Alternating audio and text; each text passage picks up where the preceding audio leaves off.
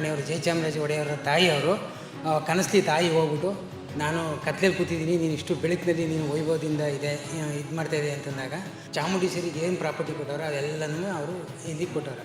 ಮತ್ತು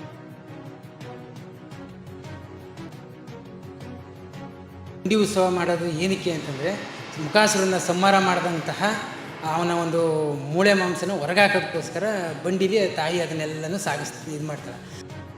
ಈಗಲೂ ಈ ಮುಸ್ಲಿಂ ಪದ್ಧತಿ ಪ್ರಕಾರ ಎಡಗಡೆ ಪ್ರದಕ್ಷಿಣೆ ಬರ್ತದೆ ದೇವರು. ಇಲ್ಲಿ ತೆಪ್ಪ ಆದಮೇಲೆ ತೇರು. ಓಂ ಶ್ರೀ ಮಹಾದಂಡಿ ದೇವತಾಭ್ಯೋ ನಮಃ. ಇದು ಶ್ರೀ ಮೂಗೂರು ತ್ರಿಪುರ ಸುಂದರಿ ಅಂತ ಮುಖಾಸುರನ ಸಂಹಾರ ಮಾಡೋಕ್ಕೋಸ್ಕರ ತಾಯಿ ತಪಸ್ ಮಾಡಬೇಕಾದ್ರೆ ನವಾಬ್ರು ಅವರು ಮುಸ್ಲಿಮ್ಸು, ಅವರು ಈ ಪ್ರಾಂತ್ಯ ಎಲ್ಲ ನಂದು, ನೀನು ಬೇರೆ ಕಡೆ ಹೋಗಮ್ಮ ಅಂತ ಹೇಳಿದ್ರು.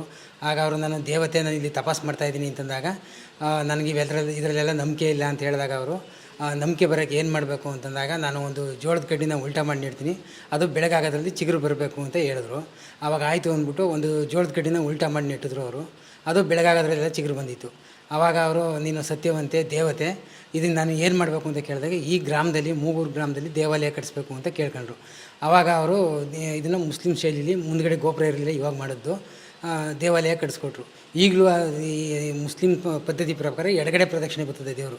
ಇಲ್ಲಿ ತೆಪ್ಪ ಆದಮೇಲೆ ತೇರು. ಮತ್ತು ಇಲ್ಲಿ ವಿದ್ಯುತ್ತು ಏನೂ ಇರಲಿಲ್ಲ.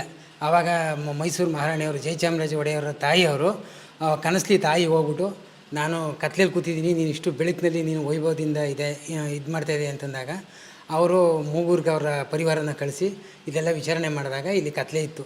ಆವಾಗ ಅವರು ವಿದ್ಯುತ್ತು ಮತ್ತು ಇದು ಮಾಡಿ ಚಾಮುಂಡೇಶ್ವರಿಗೆ ಏನು ಪ್ರಾಪರ್ಟಿ ಕೊಟ್ಟವ್ರು ಅದೆಲ್ಲನೂ ಅವರು ಇಲ್ಲಿ ಕೊಟ್ಟವ್ರೆ. ಮತ್ತು ಇಲ್ಲಿ ಪ್ರತಿ ವರ್ಷ ಜುವೆಲ್ಸ್ ಎಲ್ಲ ಪ್ರಾಪರ್ಟಿ ಎಲ್ಲ ಜಾತ್ರೆ ಟೈಮಿಗೆ ಬಂದು ಮೊದಲನೇ ದಿನ ವಧೆ ಉತ್ಸವ ಅಂತ ಆಗುತ್ತೆ. ಅದು ಮುಖಾಸುರನ್ನ ಸಂಹಾರ ಮಾಡೋಕ್ಕೋಸ್ಕರ ತಾಯಿ ತಪಸ್ ಮಾಡಿರೋದು, ಶಿವನ ಕುರಿತು ತಪಸ್ ಮಾಡಿದ್ದು. ತಪಸ್ ಮಾಡಬೇಕಾದ್ರೆ ಅದು ಅಲ್ಲಿಂದ ಹೊಸಳ್ಳಿ ಅಂದ್ಬಿಟ್ಟು ಅಲ್ಲಿಂದ ದೇವ್ರನ್ನ ಕರ್ಕೊಬಂದು ವಧೆ ಉತ್ಸವ ದಿನ ಅಲ್ಲಿ ಇದು ಮಾಡಿ ತಾಯಿ 9 ದಿನ ಮೌನಾಚರಣೆ, ಮುಸ್ಕಾಕ್ಬಿಟ್ಟು ಸರ್ವಾಲಂಕಾರ ಇಲ್ಲ, ಅವಾಗ ಮುಸ್ಕಾಕಿ ದೇವ್ರನ್ನ ತಪಸ್ಸು ಕುಣಿಸ್ತೀವಿ. ಅದಾದಮೇಲೆ ವಧೆ ಉತ್ಸವ ಅಂದ್ಬಿಟ್ಟು ಆಗ ಮುಖಾಸುರನ ಸಂಹಾರ ಮಾಡಿ ಇದು ದುಗ್ಲಮ್ಮ ಅಂತ ಒಂದು ದೇವರಿಂದ ಒಂದು ಅನುಮತಿ ಪಡ್ಕೊಂಡು, ಎತ್ತವ ಕಲ್ಲು ಅಂತಿದೆ ಅಲ್ಲಿಂದ ಅನುಮತಿ ಪಡ್ಕೊಂಡು ಸಾಯಂಕಾಲ ಅಟ್ಗುಳಿ ಮಂಟಪ ಅಂತ ಉತ್ಸವ ನಡೀತದೆ, ಅದು ಕಣೀರು ಸೇವೆ ಅಂತ. ಅದಾದಮೇಲೆ ಸರ್ಪವಾಹನ, ಸಿಂಹವಾಹನ, ನವಿಲು ವಾಹನ ಅಂತ 3 ದಿನ ಉತ್ಸವ ಆಗುತ್ತೆ. ಮತ್ತು ಅದಾದಮೇಲೆ ಬಂಡಿ ಉತ್ಸವ, ಅಲ್ಲಿಂದ ಜಾತ್ರೆ ಶುರು. ಪ್ರಥಮ ದಿನ ಬಂಡಿ ಉತ್ಸವ ಅಂತ. ಬಂಡಿ ಉತ್ಸವ ಮಾಡೋದು ಏನಕ್ಕೆ ಅಂತಂದರೆ ಮುಖಾಸುರನ್ನ ಸಂಹಾರ ಮಾಡಿದಂತಹ ಅವನ ಒಂದು ಮೂಳೆ ಮಾಂಸನ ಹೊರಗಾಕೋದಕ್ಕೋಸ್ಕರ ಬಂಡಿಲಿ ತಾಯಿ ಅದನ್ನೆಲ್ಲನೂ ಇದು ಮಾಡ್ತಾಳೆ. ಅದನ್ನು ಸಾಗಿಸ್ಬೇಕಾದ್ರೆ ಅವನು ಮತ್ತೆ ಹುಟ್ಟಿ ಬರ್ತಾ ಇರ್ತಾನೆ.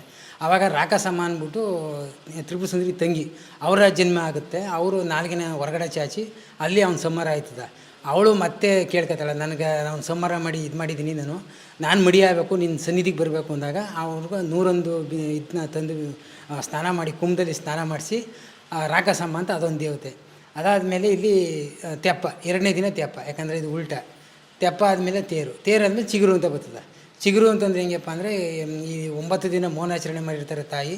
ಆ ತಾಯಿ ಕಂಕಣ ಕಟ್ಕೊಂಡು, ನಮ್ಮಲ್ಲಿ ಒಬ್ಬರು ಕಂಕಣ ಕಟ್ಕೊಂಡು 9 ದಿನ ಮೌನಾಚರಣೆ, ಯಾರ ಜೊತೆಲೂ ಮಾತಾಡದೆ ಮಧ್ಯರಾತ್ರಿ ಪೂಜೆ. ಆವಾಗ ಆ ಪೂಜೆ ಆದಾಗ ಇದ್ರ ದಿನ ಈ ಅರಮನೆಯನ್ನು ಕೊಟ್ಟರೆ ಎಲ್ಲ ಚಿನ್ನನೂ ಹಾಕಿ ತಾಯಿಗೆ ಬೆಳ್ಳಿ ಕನ್ನಡಿ ಮಡಗಿ ಅರಿಶಿನ ಕುಂಕುಮ ಬಾಚಣಿಗೆ ಬೆಳ್ಳಿ ಇದು ಪ್ರತಿಯೊಂದು ಜೋಡಿಸಿ ಸರ್ವಾಲಂಕಾರ ತಾಯಿ ಅದು ಅಷ್ಟು ಅಲಂಕಾರವಾಗಿ ಕಾಣಬೇಕು. ಅಲ್ಲಿಂದ ಪಲ್ಲಕ್ಕಿಲಿ ತಗೊಂಡೋಗಿ ಊರಿಂದ ಹೊರಗಡೆ ಒಂದು ಅರಳಿ ಮರದ ಕೆಳಗೆ ದೇವ್ರನ್ನ ಕುಣಿಸಿ ಆ ಒಡವೆನೆಲ್ಲ ಬಿಚ್ಚಿಬಿಟ್ಟು ಅಲ್ಲಿಂದ ದೇವ್ರನ್ನ ಎತ್ಕೊಂಡು ಓಡಿದಾಗ ಅಲ್ಲಿ ಮರದ ಕೆಳಗೆ ತಗೊಂಡೋಗಿ ಕುಣಿಸಿ ಒಂದು ದಾವಣೆ ಅಂತ ಒಂದು ವಾದ್ಯ ಇದೆ, ಆ ವಾದ್ಯ ಮಾಡಿದಾಗ ಆ ಚಿಗುರುವ ಕಣ್ಣಿಗೆ ಕಾಣಿಸ್ಕೊತದೆ. ಆಗ 9, 12, 15 ಈ ರೀತಿ ಬರುತ್ತೆ. ಗ್ರಾಮಕ್ಕೆ ಒಳ್ಳೆಯದು, ಕ್ಷೇತ್ರಕ್ಕೆ ಒಳ್ಳೆಯದು, ದೇಶಕ್ಕೆ ಒಳ್ಳೆಯದು ಅಂದರೆ ಈ ರೀತಿ ಬರ್ತದೆ. ಏನಾದ್ರು ತೊಂದರೆ ಅಂತಂದ್ರೆ 3, 2, 1, 7 ಈ ರೀತಿ ಚಿಗುರು ಬರ್ತದೆ. ಆ ಚಿಗುರನ್ನ ಅರಮನೆಗೆ ಮತ್ತು ಮಕ್ಕಳಿಲ್ಲದವ್ರಿಗೆ ಅದನ್ನು ಕೊಟ್ಟರೆ ಒಳ್ಳೆಯದು ಅಂತ ಪದ್ಧತಿ. ಮತ್ತು ಅದಾದಮೇಲೆ ಚಿಗುರು ಆದಮೇಲೆ ದೇವ್ರ ಗುಡಿನ ಕಳೋದು ಅಂತ. ಈಗ ನಾವು ಯಾರನ್ನಾರು ನೆಂಟ್ರನ್ನ ಕಳಿಸ್ಬಿಟ್ಟು ಬಂದು ಹೊರಗಡೆ ಒಂದು 10 ನಿಮಿಷ ಕೂತ್ಕೊತೀವಲ್ಲ, ಯಾವ ನೆಂಟ್ರು ಬಂದಿರು ಈಗ ಕಳಿಸ್ಬಿಟ್ಟು ಬಂದು ಅಂತ. ಆ ರೀತಿ ತಾಯಿ ಅಲ್ಲಿ ಮಂಟಪ ಇದೆ, ಉಯ್ಯಾಲೆ ಮಂಟಪ ಅಂತ. ಆ ಮಂಟಪದಲ್ಲಿ ಬಂದು ಕೂತ್ಕೊಂಡು ಬೆಳಗಾನ ಉಯ್ಯಾಲೆ ಆಡ್ತಾರೆ. ಅವ್ರ ಅಕ್ಕ ತಂಗಿರೆಲ್ಲ 7 ಜನ ಬಂದಿರ್ತಾರಲ್ಲ ಅವರೆಲ್ಲ ಕಳಿಸ್ಬಿಟ್ಟು ಬರೋದು. ಆವಾಗ ಉಯ್ಯಾಲೆ ಮಂಟಪ ಆದಮೇಲೆ ಮೇಲ್ಗಡೆ 9 ಸುತ್ತು, ಕೆಳಗಡೆ 9 ಸುತ್ತಾಗಿ ತಾಯಿ ಮೂಡ್ಲಿಂದ ದೇವರು ಗುಡಿನ ಕಳೋದು ಅಂತ. ಕೊನೆಯ ದಿನ ಜಾತ್ರೆ ಸಮಾಪ್ತಿ ಆಗುತ್ತೆ. 5 ದಿನ ಜಾತ್ರೆ, 5 ದಿನ ಜಾತ್ರೆ. ಸುಮಾರು ಒಂದು ಲಕ್ಷಾಂತರ ಜನ ಸೇರ್ತಾರೆ.